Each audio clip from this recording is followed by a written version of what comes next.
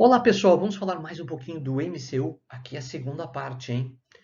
Gente, vamos falar hoje da questão de relação entre o período e a frequência. O que é o período? O período T é o tempo que o móvel leva para dar uma volta. O tempo que o móvel leva para dar uma volta. Professor, o que é a frequência? A frequência seria o número de voltas que esse móvel dá em um certo intervalo de tempo. Oh, show de bola! E existe uma relação muito grande entre o período e a frequência. O período ele é medido em segundos, a frequência é em 1 sobre o segundo. Tá? Então, tem umas coisas muito importantes aí. Né? Então, quando a gente tem a relação período, ó, vou dar uma circuladinha aqui, ó, período é o T, né? E a frequência, ó, a frequência é o Fzinho, tá? Ó, tá bom? Então, nós temos a relação entre o período e a frequência.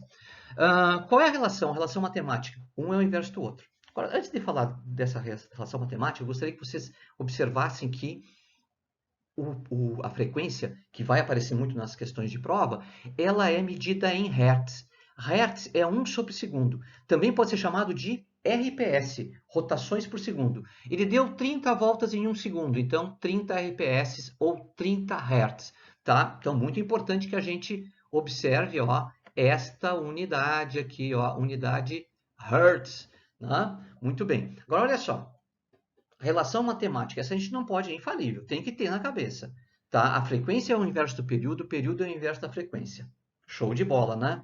Agora, quando a gente trabalhou na aula passada, as velocidades, vê se não foi isso. Quando trabalhamos as velocidades na aula passada, a gente disse que a velocidade escalar média seria 2πr sobre t.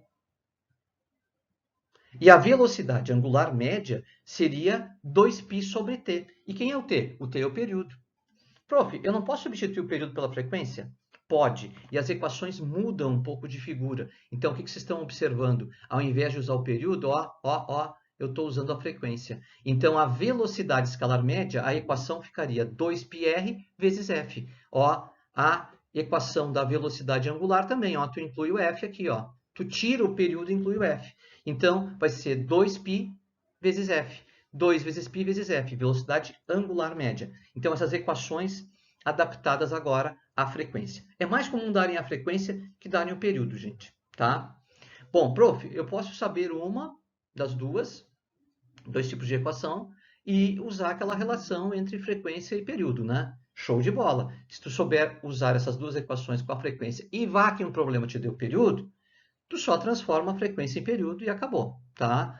Ou transforma o período em frequência se quiser trabalhar com a outra equação, tá? Que usa o período, tá? Se usar o período, tá? Tu trabalha, então, com a transformação de frequência em período. Se tu trabalhar com a frequência, então transforma período em frequência. Então, as transformações que você vai querer. Agora, é muito comum, gente, esse RPS, o RPS é o Hertz, tá? O RPS tá, aparecer como Hertz na prova. Tá, tudo bem. Professor, mas não deram Hertz, não deram RPS, deram RPM. Tá? Primeiro, o que é RPS? Rotações por segundo. O que é RPM? Rotações por minuto. Vocês vão ter que transformar em RPS, vão ter que transformar em Hertz. Tá? E como é que se faz isso? Você deve ficar pensando o seguinte, pô, mas um minuto não tem 60 segundos? Se eu pegar o RPM e dividir por 60, não vai dar a resposta? Sem dúvida. Né? Se tu tem, por exemplo, ele deu para ti que são 600 RPM, 600 voltas em um minuto. Tu quer calcular em RPS, então tu pega 600, divide por 60. Vai dar quanto? 10 RPS. Então tu tens 10 RPS, 10 rotações por segundo. É esse valor, que é em Hertz, que tu vais colocar nas equações da velocidade escalar média e da velocidade angular. Tá? Muito cuidado com isso, tá? O que a gente faz quando dá RPM? Divide por 60 e tem RPS. Tá? Bem importante esse detalhezinho aí. Muito bem. Agora, também importante aqui que a gente pegue... deixa eu apagar isso que eu escrevi. Né? Então, deixa eu apagar aqui. Né? Opa, não apagou. Né? Deixa eu apagar aqui. Tá? Deixa eu apagar o quadro. Deixa eu apagar o quadro. Apagando o quadro. Tá certo? Então, olha só. Tem uma coisa importante aqui, que é a aceleração centrípeta. A aceleração centrípeta é aquela aceleração que puxa o móvel para o centro. Por que tem aceleração centrípeta? A aceleração centrípeta é uma aceleração muito importante, porque ela consegue fazer mudar a trajetória do movimento. Ah, por movimento em arco, né, prof? Ele não é reto. Ele não é reto. Mas não tem outra aceleração que seria uma aceleração que move o automóvel por cima do arco? Tem também. Então nós temos duas acelerações, uma chamada aceleração tangencial, que corre pelo arco, e a outra aceleração, que é a aceleração centrípeta, que é aquela que joga para o centro da circunferência desse arco, ou da volta completa, se está dando volta completa, né? Agora, vocês vão dizer, se tem duas acelerações, esse movimento tem um negócio, né? Tem duas velocidades e tem duas acelerações, tá? Então, a gente poderia imaginar isso de maneira vetorial. Eu acho bem bom a gente imaginar de maneira vetorial para poder enxergar que existe uma aceleração resultante aí. Tá? Então, a gente tem, primeiramente, a aceleração centrípeta. Estou marcando ela aqui, a aceleração centrípeta, que é aquela que joga o automóvel lá para o centro. E nós temos uma aceleração que é a aceleração tangencial. Essa aceleração tangencial ela é tangente ao arco. Então, aceleração centrípeta e aceleração tangencial, certo? Vocês vão dizer, prof, teria uma aceleração resultante nesses dois vetores aí? Sim. É a aceleração que eu chamo de aceleração gama, aceleração resultante aí. E a gente pode calcular a relação dessas acelerações por Pitágoras, tá? A aceleração resultante ao quadrado é igual a aceleração tangencial ao quadrado mais a aceleração centrípeta ao quadrado, tá? Então, se eu tenho duas acelerações, eu tenho a terceira, certo? Agora, nos interessa muito a aceleração centrípeta. Por quê? Porque ela surge a partir de uma força que puxa o móvel para o centro desse movimento. Tá? Ô, Doni, sempre que eu tiver um movimento circular, eu vou ter aceleração centrípeta? Sempre. Ela não vai ser zero? Não. Se o movimento é em arco, não vai ser zero. Tá? Então, isso é importante aí. Agora, a gente pode calcular a aceleração? Pode. Quais são as equações que eu posso usar para calcular a aceleração centrípeta? A aceleração centrípeta pode ser calculada pela velocidade escalar ao quadrado dividido pelo raio. Aceleração escalar ao quadrado dividida pelo raio. Tá? Nessa equação que apareceu aí. Lembrando que o raio, né? O raio da circunferência, né? Então, isso é bem importante. Agora, vocês vão dizer, mas existe uma relação entre velocidade escalar e velocidade angular, né, prof? Como é que eu calcularia isso usando a velocidade angular? Bom, aí ficaria assim, ó, velocidade angular ao quadrado vezes o raio. Então, a diferença é que surge aí a multiplicação pelo raio, tá bom? Então, muito cuidado, aceleração muito importante e é bom a gente saber as equações para poder calculá-la.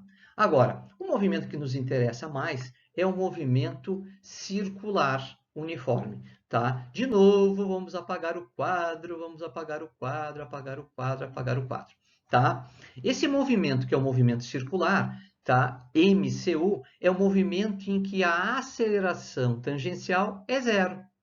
Veja que a centrípeta sempre vai existir, tá? Porque é ela que faz mudar, tá, a posição do sujeito em cima do arco. Né? A direção dele vai se alterando, né, em cima do arco devido à aceleração centrípeta.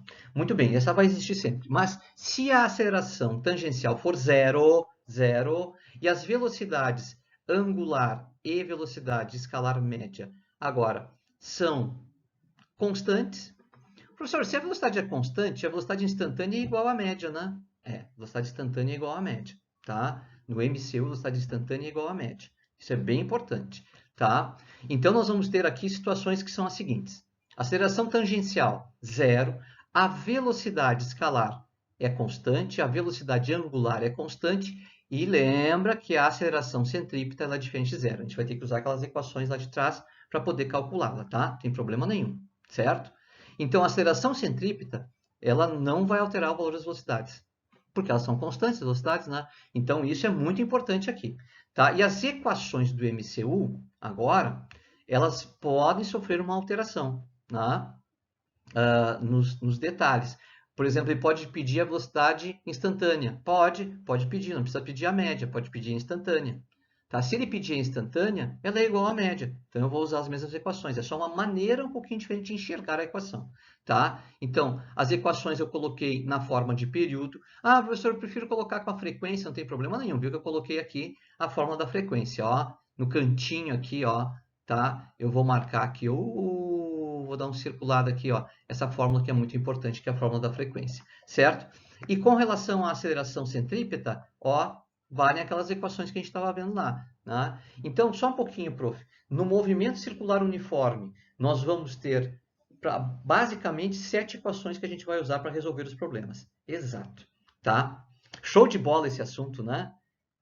Movimento circular uniforme é aquele em que a aceleração tangencial é zero e as velocidades são constantes. Mas nunca esqueça, aceleração centrípeta não pode ser zero. Tá bom? Um grande abraço e a gente volta. Show de bola!